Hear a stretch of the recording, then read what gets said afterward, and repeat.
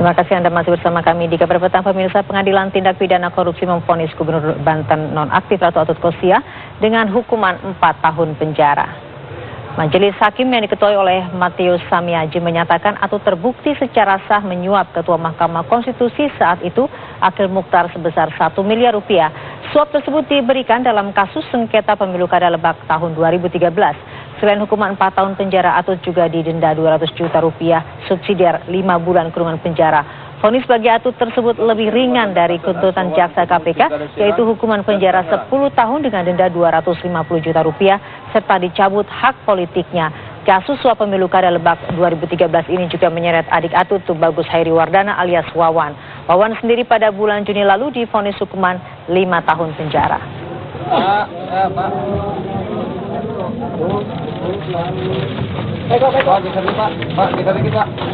Yang mulu ya.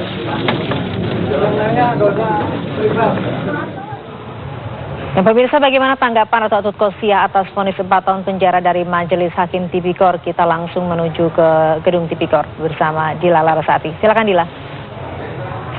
Ya, Ardi, Sinta, dan juga pemirsa, ini usai sudah seluruh rangkaian jalannya persidangan suap sengketa Pilkada Lebak 2013 yang menyeret nama Gubernur nonaktif Banten Ratu Atut Khosia. Hari ini tadi Hakim Ketua Matius Samiaji membacakan putusan akhir atau vonis kepada Atut, di mana Atut dikenai hukuman pidana 4 tahun penjara, denda 200 juta rupiah dan subsidiar 5 bulan kurungan. Memang ini lebih rendah dibandingkan tuntutan jaksa penuntut umum KPK yang sudah membacakan tuntutannya pada persidangan 11 Agustus 2014 lalu, di mana jaksa saat itu menuntut Atut dengan hukuman 10 tahun penjara, kemudian denda 250 juta rupiah serta subsidiar 5 bulan. Dan pada saat itu jaksa penuntut umum KPK juga menuntut agar hak politik dipilih dan memilih Atut dicabut.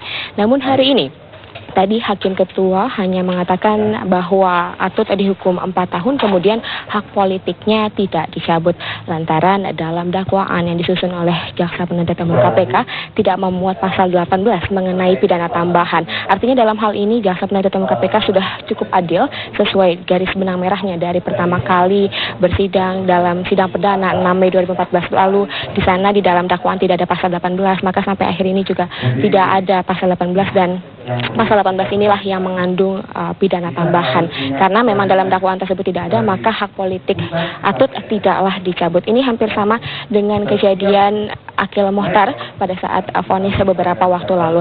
Kemudian tadi juga sudah dibacakan secara berganti-gantian fakta persidangan oleh hakim-hakim anggota lainnya, di mana hakim-hakim anggota yang dimaksud ialah ada Goshen Butar-Butar, kemudian Alexander Marwata, Sutio Jumagi, dan Ugo. Ada yang menarik di sini dari vonis yang disampaikan oleh Hakim Ketua, di mana ada salah satu hakim anggota dari 4 hakim anggota yang dissenting opinion ataupun berbeda pendapat, yakni yang disampaikan oleh Alexander Marwata, di mana Alexander Marwata ini mengatakan bahwa ia mempercayai bahwa Atut dengan Akil di Singapura pada saat beberapa waktu lalu bertemu dengan tidak sengaja, dan berbeda dengan hakim anggota lainnya yang meyakini sekali bahwa pertemuan antara Akil, Atut ataupun Wawan ini berkaitan erat dengan suap Pilkada Lebak Banten. Kemudian tadi ini baru pertama kalinya mungkin Ratu Atut Khosia berkomentar usai menjalani persidangan, di mana Atut tadi mengatakan langsung memohon doa dan ia yakin sekali bahwa sampai hari ini ia tidak bersalah. Tadi juga pada saat hakim membacakan putusan vonis, sontak seluruh keluarga menangis dan menitikkan air mata. Mereka semua tidak percaya bahwa Atut dikenakan juga hukuman 4 tahun penjara. Kemudian dalam hal ini Atut ataupun juga tim kuasa hukumnya belum mau mengajukan banding karena masih dalam tahap pikir-pikir kurang lebih sampai 1 minggu ke depan. Dan selain disampaikan vonis kepada Atut, tadi juga hakim membacakan hal-hal yang meringankan dan memberatkan Atut dalam perkara ini. Di antaranya ialah hal-hal yang memberatkan Atut dianggap tidak membantu pemerintah dalam memberantas korupsi. Kemudian juga pada saat sidang tuntutan pada pertengahan Agustus lalu dikatakan bahwa Atut menurunkan citra Mahkamah Konstitusi. Namun yang menarik di sini adalah ada hal-hal yang meringankan bagi Atut dalam perkara ini.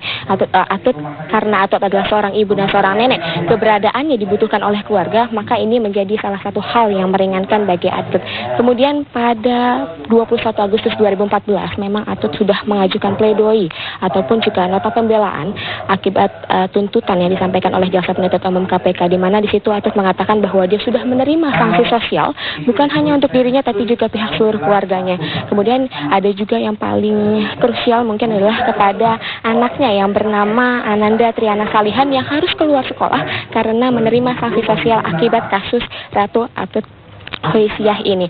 Dan tadi Atut Hoisiah juga mengatakan bahwa ia menjadi korban politik dari pasangan Amir Hamzah dan juga Kasmin yang sebenarnya menurut Atut paling berperan di sini, di mana memang seperti yang dikatakan oleh hakim bahwa Atut terbukti secara sah dan meyakinkan bersama dengan Direktur PT Bali Pasifik Pragama yang tidak lain adalah adiknya yaitu Tubagus Hariwardana alias Wawan menyuap Akil Muhtar yang kala itu menjabat sebagai Ketua Mahkamah Konstitusi sebesar 1 miliar terkait dengan gugatan sengketa Pilkada Lebak yang berperkara di Mahkamah Konstitusi. Sementara ini yang bisa kami kabarkan dari Pengadilan Tipikor, kita kembali ke studio Ardi dan juga Sinta. Terima kasih Dila melaporkan dari Gedung Tipikor Jakarta. Kita masih dari kabar dari Jakarta, orang tua murid Jakarta International School atau JIS